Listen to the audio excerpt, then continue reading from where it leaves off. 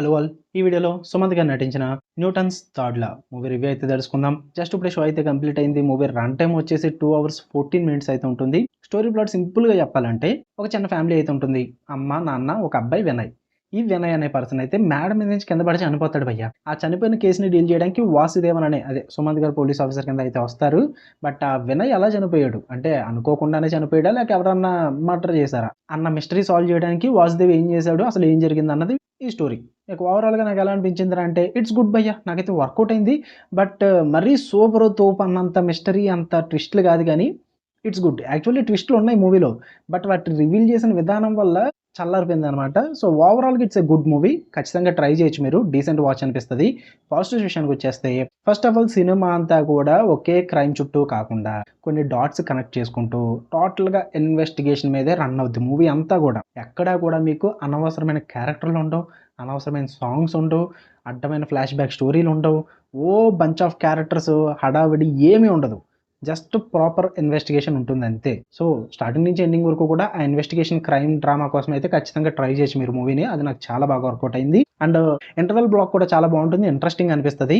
And అలాగే క్లైమాక్స్‌లో కొన్ని రివిలేషన్స్ ఉంటాయి. ఒక 15 మినిట్స్, ఒక 20 మినిట్స్ పాటు లాస్ట్‌లో మొత్తం అంతా కూడా. నాకు ఈ డీల్ చేసిన విధానం ఎందుకు నచ్చిందంటే ఈ క్లైమాక్స్ పార్ట్ ఇదంతా కూడా ఒకరినొకరు చంపేసుకోవడం, అనవసరంగా హత్యలు చేసేసి బ్లడ్, వైలెన్స్ పెట్టేసుకొని నీతి, నిజాయితీ, న్యాయం ఇలాంటివన్నీ పెట్టుకోకుండా కర్మ సిద్ధాంతం అని ఒకటి పెట్టుకుంటారు. అది చాలా బాగా యూజ్ చేసుకున్నారని చెప్పాలి. కర్మ సిద్ధాంతం అన్నది యాక్షన్, రియాక్షన్ అని ఉంటుందనమాట. చాలా బాగా రివీల్ చేశారు అయన్నీ గూడా. క్లైమాక్స్ ఆ క్లోజర్ ఇచ్చిన విధానం అయితే నాకు చాలా బావుంది. కొంచెం డిఫరెంట్‌గా అనిపించింది. మనం ఎప్పుడు చూసే రొటీన్ అండ్ రెగ్యులర్ క్రైమ్ థ్రిల్లర్స్‌లా కాకుండా డిఫరెంట్‌గా డీల్ చేస్తారనమాట. సో, అది నాకు బాగా నచ్చింది. అండ్ ఈ 'న్యూటన్స్ థర్డ్ లా' అన్న బుక్ ఒకటుంటుంది. దాన్ని యూజ్ చేసుకొని కాన్‌ఫ్లిక్ట్‌ని బాగా ఇంట్రొడ్యూస్ చేస్తారు. అండ్ బాగా క్లోజర్ గూడా ఇస్తారు. అది కూడా బాగా నచ్చింది. పెర్ఫార్మన్సెస్ చాలా బావుంటాయి. సుమంత్ గారైతే చాలా బాగా సెట్ అయ్యారు. అండ్ ఇంకా ప్రొడక్షన్ వాల్యూస్ విషయానికొచ్చేస్తే టెక్నికల్, విజువల్లీ కూడా చాలా తెలివిగా మేనేజ్ చేశారని చెప్పాలి. స్టార్టింగ్ మంచి రిచ్‌నెస్‌గా స్టార్ట్ అవుద్ది మూవీ. క్లోజర్ కూడా మంచి రిచ్‌నెస్‌గా క్లోజ్ అవుద్ది. మధ్యలో మొత్తం కూడా మడతెట్టేస్తారు భయ్యా. అంటే మాక్సిమం సెట్‌ల్లోనే జరుగుద్ది మూవీ అంతా గూడా. బట్ ఆ సెట్స్ అని తెలియకుండా నీట్‌గా మేనేజ్ చేస్తారు.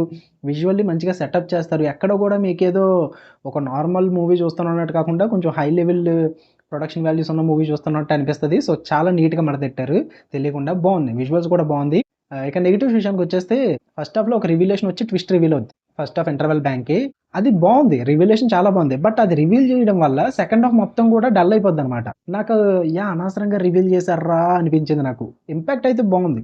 ఆ ట్విస్ట్ అయితే బావుంది. బట్ సెకండ్ హాఫ్ మొత్తం కూడా ఇంకా ప్రీ క్లైమాక్స్ వరకు చాలా నీరసంగా ఎళ్తది ఇంక మూవీ. అస్సలు వర్కౌట్ అవ్వలేదు నాకు. అనవసరంగా ట్విస్ట్ రివీల్ చేయకుండా ఉంటే బాగుండేమో. ఇంకా మిస్టరీని అలా హోల్డ్ చేసుంటే బాగుండేమో అనిపించింది. అంటే నేను చెప్పే ప్రాబ్లమ్ ఎలా అంటే మీకోటి చెప్తా. ఇప్పుడు ఒక మర్డర్ మిస్టరీ ఉంది. మనం వన్స్ ఒక మర్డర్ మిస్టరీతో కాన్‌ఫ్లిక్ట్ ఓపెన్ అయిన తర్వాత అదే మిస్టరీని చివరి వరకు హోల్డ్ చేస్తే మనం ఏం జరిగింది? ఏం జరిగింది? అన్న టెన్షన్ మనలో క్రియేట్ అవుద్ది. బట్ మీకది ఇంటర్వల్ ప్లాట్‌కి రివీల్ అయిపోయిందనుకో, దాని తర్వాత దేనికోసం వెతకాలి? దేనికోసం ఆలోచించాలి? అన్న క్వెషన్ మీది మైండ్‌లో రేజ్ అవ్వదు. అండ్ దాని గురించి వెయిట్ చేయరు కూడా. ఓకే. లాస్ట్‌లో చెప్తారులే అని మనకు తెలిసిపోద్ది. సో, ఆ క్యూరియాసిటీ అయితే తగ్గిపోయింది నాకు సెకండ్ హాఫ్‌లో యాక్చువల్లీ చెప్పాలంటే. లాస్ట్‌లో వేరే మిస్టరీ ప్లాన్ చేసుకుంటారు. బట్ మెయిన్ ఏదైతే ఉందో ఆ కాన్‌ఫ్లిక్ట్ చల్లారిపోవడం వల్ల నాకు అంతగా కనెక్ట్ అవ్వలేకపోయాను నేను. అదొకటి కొంచెం బిగ్గెస్ట్ ప్రాబ్లమ్ అనిపించింది మూవీకి నాకు. అండ్ అలాగే సెకండ్ హాఫ్‌లో కొన్ని డీల్ చేసిన విధానం గాని ఇదంతా కూడా కొన్ని సింబాలిక్ రిఫరెన్సెస్ గట్టా ఉంటాయి. కర్మ సిద్ధాంతం గురించి. వాటిల్ని ఇంకా ఎక్కువ పెట్టుకోవాల్సింది అనిపించింది నాకైతే. అంత ఇంపాక్ట్ క్రియేట్ చేయలేదు యాక్చువల్లీ చెప్పాలంటే. ఆ కర్మ సిద్ధానికి తగ్గట్టుగా. ఇంకా ఎక్కువ ఇంపాక్ట్ క్రియేట్ చేయాలవి. అంత ఇంపాక్ట్ అయితే క్రియేట్ చేయలేదు. అవి ఇంకా చాలా స్ట్రాంగ్‌గా ఉండాలి. ఇంకా కొంచెం ఎక్స్‌ట్రా పెట్టుకొని ఉంటే బాగుండు అనిపించింది. ఎందుకంటే లాస్ట్‌లో రివీల్ చేసే ఆ యాక్షన్ అండ్ రియాక్షన్ గాని, కర్మ సిద్ధాంతం సీక్వెన్సెస్ గాని ఇవన్నీ వర్కౌట్ అవ్వాలంటే ఈ మధ్యలో ఇంపాక్ట్ ఎక్కువ ఉండాలి. ఆ మధ్యలో ఇంపాక్ట్ ఎక్కువ లేకపోవడం వల్లే నాకంత హై మూవ్‌మెంట్ అయితే రాలేదు. అది biggest problem. And even starting నుంచి ఎండింగ్ వరకు కూడా మూవీలో ట్విస్ట్‌లుంటాయి. సర్ప్రైజెస్ ఉంటాయి. మిస్టరీ ఉంటుంది. అండ్ కొన్ని లాస్ట్‌లో వచ్చే రివీలేషన్స్ కూడా హైలైట్ ఉంటాయి. బట్ ఇన్నున్నప్పటికీ కూడా మీకు హై రాదనమాట. అరె యమ్మ! అన్న ఫీల్ అయితే రాదు. ఆ షాక్ ఫ్యాక్టర్ అయితే ఉండదు మూవీలో.